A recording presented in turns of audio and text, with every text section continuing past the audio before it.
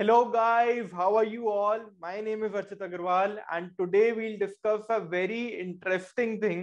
अभी कुछ साल पहले जो एक बहुत बड़ा फ्रॉड हुआ था, the PNB Nirav Modi case, क्या उस केस में हुआ, क्या सारी चीजें थी, एलओयूज क्या होते हैं, पूरी मॉडस ऑपरेंडी क्या थी उस फ्रॉड की, एंड क्यों वो ऑडिटर से भी पकड़ना रह गया, कॉन्टिंजेंट लायबिलिटी का कैसे ये एक बहुत बड़ा फ्रॉड था, इसको आप एंड में डिराइव कर पाओगे।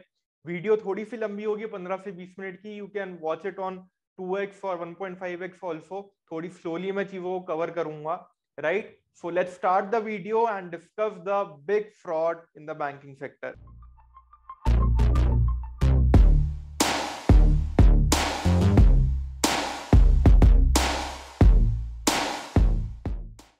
सो गाइज, इस वीडियो के लिए मैंने एक छोटी सी पीपीटी बना रखी है। डिस्कस करना शुरू करते हैं कि पीएनबी केस में हुआ क्या था एग्जैक्टली। सो गाइज, क्या था कि हमारे नीरव मोदी जी गीतांजलि जेम्स और फायर स्टार जैसी कंपनीज चलाते थे। ये लोग जेम्स एंड जूल सेक्टर के, नीरव मोदी जी जेम्स एंड जूल सेक्टर के एक बहुत बड़े प्लेयर थे। इनकी कंपनीज थी फायर स्टार लिमिटेड, इनके एक रिलेटिव हुआ करते थे मेहुल चौकसी जी, उनकी एक कंपनी थी Gitanjali Gems, Gitanjali Gems, right. ये थे डायमंड के बहुत बड़े इंपोर्टर। ये डायमंड बाहर से इंपोर्ट करा करते थे और यहाँ पे सेल करा करते थे इंडिया में।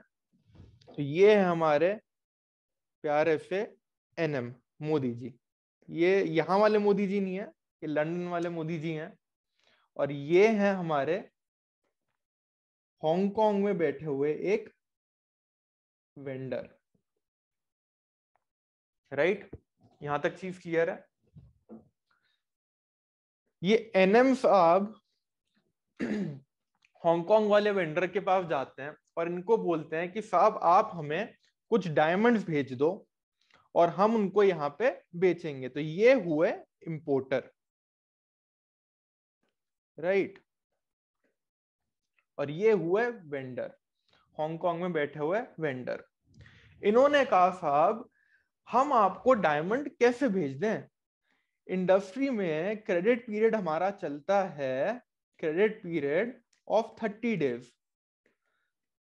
इन्होंने बोला साहब हम आपको नहीं जानते, पता चला हमने आपको डायमंड भेज दिया और आपने 30 दिन के अंदर पेमेंट ही नहीं करी, तो हमारे तो डायमंड चले जाएंगे, हमको कितना भारी लॉस हो जाएगा, हम नहीं जानते आपको, हम आपको कैसे अपने डायमंड भेज दें। तो इन एनएम साहब ने कहा कि साहब कैसी बात करो, नीरव मोदी इतनी बड़ी ब्रांड है इंडिया में, प्रियंका चोपड़ा जी हमारा ऐड करती हैं, आपको कैसे नहीं पता कि हमारा बिजनेस क्या है, आप हमको डायमंड भेजो, कोई दिक्कत नहीं है। इन्होंने कहा साहब हमें नहीं पता कौन सा बॉलीवुड, कौन सी प्रियंका चोपड़ा जी, हम कोई नीरव मोदी जी को नहीं जानते, हम अपना डायमंड ऐसे नहीं बेच सकते। लेकिन हाँ, हम पीएनबी को जरूर जानते हैं। पंजाब नेशनल बैंक इंडिया का बहुत बड़ा बैंक है, उसकी क्रेडिबिलिटी पे हमको कोई डाउट नहीं है। आप हमको पीएनबी से एक गारंटी लाके दो कि अगर आप 30 दिन में पेमेंट नहीं कर पाओगे तो पीएनबी हमको पेमेंट कर देगा। ये बोला इस वेंडर ने। उसी गारंटी को हमने प्यार से नाम दे दिया एलओयू। इस गारंटी का मतलब यह है कि अगर नीरव मोदी साहब डायमंड का पेमेंट 30 दिन में नहीं कर पाएंगे तो पीएनबी ये पेमेंट करेगा वेंडर को। अब साहब ये बताओ कि पीएनबी ऐसा करेगा क्यों? पीएनबी का कस्टमर है नीरव मोदी। पीएनबी ने ये बोला कि साहब देखो आप मेरे कस्टमर हो, मैं आपको ये गारंटी फैसिलिटी, एलओयू फैसिलिटी दे तो दूंगा, ये लेटर मैं आपको दे तो दूंगा, लेकिन उसके अगेंस्ट मैं कुछ लूंगा आपसे। क्या लूंगा? कुछ कमीशन लूंगा। बैंक का काम होता है, बैंक कैसे अर्न करता है? बैंक लोन देके अर्न करता है, बैंक कुछ अपने चार्जेस लेता है in the form of commission, जो कि गारंटी फैसिलिटीज पे होती है। ये बैंक की इनकम सोर्स रहती है। लेकिन क्या यहाँ पे पीएनबी को एक रिस्क है? रिस्क तो बहुत बड़ा है सर, कि अगर नीरव मोदी ने पेमेंट नहीं करी 30 दिन में तो पीएनबी को पेमेंट करनी पड़ेगी।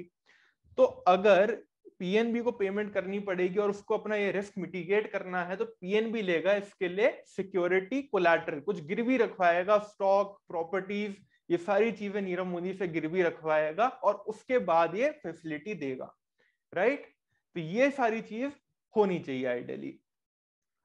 अब यहां तक सारी आई होप की ट्रांजैक्शन क्लियर है कि कौन यहाँ पे डायमंड इंपोर्टर है, कैसे ट्रांजैक्शन मूव होगी और पीएनबी का क्या इसमें रोल है। वो एक लेटर ऑफ अंडरटेकिंग फर्निश करेंगे to the Hong Kong vendor. Hong Kong vendor अपना यहाँ से डायमंड भेज देगा और नीरव मोदी जी 30 दिन में पेमेंट कर देंगे। 30 दिन में पेमेंट नहीं हुई तो पीएनबी को पेमेंट करनी पड़ेगी, राइट।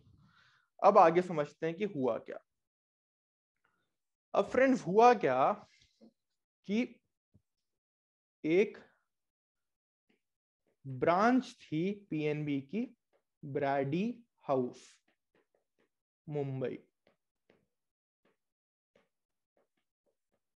वहां पे हुआ करते थे एक ब्रांच मैनेजर, ठीक है, ये मैंने ब्रांच मैनेजर बना दिया। नीरव मोदी जी इनके पास आते थे, एलओयू इनसे लेते थे, ये एलओयू भेज दिया करते थे इन्हें हांगकांग वाले वेंडर को, वेंडर साहब इनको डायमंड भेज दिया करते थे, कोई दिक्कत नहीं थी। ऐसे सालों से ट्रांजैक्शन हो रही थी, राइट। और ये एलओयू फ्रेंड्स ट्रांसमिट कैसे होता था, ये फिजिकल एक्सचेंज नहीं होता था पेपर, ये एलओयू ट्रांसमिट करने का एक स्विफ्ट मैकेनिज्म होता था, जिसको अभी हम थोड़ी देर में डिस्कस करेंगे। एक बैंक का सिस्टम हुआ करता था, एक legal system, authorise system, world over चलता है, उसके थ्रू ही ये मैसेज एक्सचेंज होता था और ये इंफॉर्मेशन चली जाती थी वेंडर को कि आपका एक एलओयू इशू हो गया है, अगर नीरव मोदी साहब पेमेंट नहीं करेंगे तो भाई पीएनबी पेमेंट करेगा इस पैसे की, राइट। तो ये स्विफ्ट मैकेनिज्म के थ्रू एलओयू मैसेज का ट्रांसफर होता था। अब साहब हुआ क्या, ये पूरी ट्रांजैक्शन ठीक चल रही थी, नीरव मोदी जी ब्रांच मैनेजर के पास आए थे, ब्रांच मैनेजर साहब एलओयू इशू कर रहे थे और डायमंड आ रहा था और सारी चीजें ठीक चल रही थी। एक दिन क्या हुआ, इन ब्रांच मैनेजर साहब का हो गया ट्रांसफर,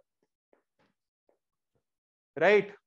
और यहां पे आए फिर new branch manager, Nirav Modi ji की टीम फिर आई इनके पास, इन्होंने बोला कि साहब एलओयू इशू कर दो, हमको डायमंड परचेज करना है, डायमंड के लिए एलओयू इशू कर दो। तो भाई ये न्यू ब्रांच मैनेजर ने कहा साहब एलओयू बिल्कुल इशू करेंगे, पहले आप अपना अकाउंट तो खुलवाओ हमारे बैंक में, आप अपनी क्रेडिट असेसमेंट करवाओ, आप कुछ सिक्योरिटी दिलवाओ, उसके बाद हम एलओयू इशू करेंगे, आपको कोई दिक्कत नहीं है। इन्होंने कहा साहब इनकी टीम ने अकाउंट खुलवाओ, हम पिछले 10 सालों से यहाँ पे एलओयू इशू करवा रहे हैं और आप कह रहे हो अकाउंट खुलवाओ आज। तो जब ये इंफॉर्मेशन सामने आई तो पता चला गाइस कि जो ओल्ड ब्रांच मैनेजर थे वो और ये मिलके एक फ्रॉड कर रहे थे, जिसका क्वांटम था 14,000 करोड़। कितना, 14 के बाद कितने zero, 10 zero, 14,000 crore. Old branch manager fake LOU issue कर रहे थे on with connivance of Nirav Modi ji team, और उससे लीगल मैकेनिज्म जो कि स्विफ्ट का होता है उसके थ्रू ट्रांसमिट कर रहे थे टू द हांगकांग वेंडर। जब ये चीज पता चली तो पता चला कि भाई ये 14,000 करोड़ का फ्रॉड है, ओल्ड ब्रांच मैनेजर इसको इस तरीके से एग्जीक्यूट कर रहे थे, राइट। यहां तक चीज क्लियर है, ठीक है साहब। अब क्या हुआ आगे, भाई फ्रॉड हो गया यहाँ पे, एलओयू का बहुत बड़ा फ्रॉड हो गया। पीएनबी कह रहा है कि भाई फ्रॉड हुआ है यहाँ पे 14,000 करोड़ का, ठीक है। ओल्ड ब्रांच मैनेजर कुछ फेक एलओयू इशू करके गए हैं और उनको उठा के जेल में डाल दिया गया। ये बेचारे हांगकांग वाले वेंडर हमारे, ये क्या करें, क्या इनकी कुछ गलती है? ये है हमारे बेचारे बोनाफाइड, ये टर्म सुनिए आपने, बोनाफाइड। इनको क्या पता साहब आप क्या हुआ ब्रांच में, क्या नहीं हुआ, राइट। पीएनबी क्या कह रहा है, पीएनबी कह रहा है साहब हमारे यहाँ तो एम्प्लॉय का फ्रॉड हुआ है, तो 14,000 करोड़ का फ्रॉड जरूर है, लेकिन ये सारे फेक एलओयू थे। तो हम क्या करें फेक एलओयू का? फेक एलओयू की तो कोई वैलिडिटी है नहीं, तो हम कोई पेमेंट नहीं करेंगे किसी वेंडर को। दीज आर ऑल फेक एलओयूज और हम इसको कुछ नहीं मानते। ये बोला पीएनबी ने। ये भाई साहब ने क्या किया ये तो सबको पता है। ये भाई साहब तो चले गए लंदन, राइट। अब मुझे ये बताओ, जो पीएनबी ने बात बोली 14,000 करोड़ का फ्रॉड हुआ है हमारे यहाँ, हमको नहीं पता कि क्या करा जाए, क्या पीएनबी ऐसा बोल सकता है? भाई ये हमारा बोनाफाइड वेंडर, इसने आपके देश में डायमंड भेजा ही इसलिए क्योंकि उसके पास पीएनबी की गारंटी थी। अगर पीएनबी ऐसा स्टैंड ले ले तो आपकी कंट्री के साथ कोई डील ही नहीं करेगा, कोई माल नहीं भेजेगा। आपके पीएनबी बैंक की क्रेडिबिलिटी पे ही तो इस बेचारे वेंडर ने आपको माल भेजा था, राइट और नॉट? तो गवर्नमेंट ने कंपेल किया साहब कि ऐसा कुछ नहीं कर सकते आप, क्योंकि ये आपका एकदम लीगल मैकेनिज्म के थ्रू ट्रांसमिट हुआ है, स्विफ्ट मैकेनिज्म के थ्रू आपके मैसेजेस ट्रांसमिट हुए हैं एलओयू के। आपको अपनी लायबिलिटी ऑनर करनी पड़ेगी एंड 14,000 करोड़ का हिट पीएनबी ने लिया। बात समझ आई अच्छी तरह? तो this was the big fraud जो हुआ। अब गाइस ये हिट तो ले लिया, आपको ये भी समझ आ गया होगा कि एलओयू का कॉन्सेप्ट क्या था। इसके साथ साथ क्या ये स्विफ्ट मैकेनिज्म था, क्या सीबीएस में हुआ, क्या चीज हुई, आओ उसको भी समझ लेते हैं। और ऑडिटर को ये डिटेक्ट करने में क्यों प्रॉब्लम हुई उसको भी अभी एनालाइज करने की कोशिश करते हैं। फ्रेंड्स क्या है, बैंक में एक स्विफ्ट सिस्टम होता है और एक सीबीएस सिस्टम होता है। सीबीएस यानी कि आपका अकाउंटिंग सॉफ्टवेयर, और ये स्विफ्ट मानो आप व्हाट्सएप की तरह। इसमें कुछ कोड होते हैं, जैसे 105 कोड होता है आपका एलओयू का। तो एक कोड बेस चलता है कि आपने मैसेज भेज दिया यहां से और सामने वो हांगकांग मैसेज चले गया कि भाई हमने एक एलओयू किया है नीरव मोदी जी के साथ कि इतने अमाउंट का हम गारंटी लेते हैं। यहाँ पे डेबिट क्रेडिट की एंट्रीज पास होती हैं सीबीएस में, राइट। प्रॉब्लम क्या थी, लूपहोल क्या था, इन दोनों सिस्टम के बीच में कोई इंटीग्रेशन नहीं था। तो जो मैसेजेस यहां पे ट्रांसमिट हो रहे थे वो मैसेजेस यहां पे कैप्चर हो नहीं रहे थे। अब सबसे बड़ी बात जो आती है, जो क्रक्स है पूरी स्टोरी का, कि क्या आप मुझे ये बताओ कि क्या जो एलओयू एंटर किया बैंक ने, पीएनबी ने, क्या उसकी कोई डेबिट क्रेडिट की एंट्री जाएगी? The answer is no. क्योंकि जब तक कोई डिफॉल्ट नहीं होता, जब तक कोई डिफॉल्ट नहीं होता, यानी कि जब तक खाली एलओयू एंटर किया है, तब तक बैंक के लिए ये ट्रांजैक्शन है एक कॉन्टिंजेंट लायबिलिटी, जो कि आता है आपके फुटनोट्स ऑफ बैलेंस शीट में। कोई डेबिट क्रेडिट की एंट्री नहीं जाती, खाली गारंटी ली है बैंक ने कि भाई अगर नीरव मोदी अपना ऑनर नहीं करेगा लायबिलिटी तो हम पेमेंट करेंगे। जिस दिन डिफॉल्ट होगा, जिस दिन पेमेंट करनी पड़ेगी बैंक को, उस दिन डेबिट क्रेडिट की एंट्री जाएगी। क्या? Nirav Modi account debit to bank. तब तक के लिए है कॉन्टिंजेंट लायबिलिटी, राइट। इसी लूप होल का फायदा उठाया गया, क्योंकि यहां जो कैप्चर होगा वो है कॉन्टिंजेंट और यहां जो कैप्चर होगा वो जाएगा आपके ट्रायल बैलेंस में। जब दोनों में कोई इंटीग्रेशन ही नहीं है, तो अगर आपकी कॉन्टिंजेंट लायबिलिटी पूरी कैप्चर नहीं हुई तो भाई ऑडिटर के लिए डिटेक्ट करना बहुत मुश्किल है, क्योंकि ऑडिटर ट्रायल बैलेंस आपका चेक कर रहा है सीबीएस से। कंप्लीटनेस इंश्योर करना कॉन्टिंजेंट लायबिलिटी की इज अ बिग चैलेंज। क्या बोला मैंने? एक अवर्शन बोला मैंने। कॉन्टिंजेंट लायबिलिटी की कंप्लीटनेस इंश्योर करना इज अ बिग चैलेंज, क्योंकि उसकी कोई डेबिट क्रेडिट की एंट्री नहीं जाती। और यहां जब कोई इंटीग्रेशन नहीं था तो यहां जितने आपके ट्रांजैक्शन हो रहे थे वो आपके कॉन्टिंजेंट में कैप्चर ही नहीं हो पा रहे थे। इसलिए during the substantive testing of auditor, completeness ensure करना contingent liability became a challenge and वो डिटेक्ट नहीं कर पाया इस फ्रॉड को।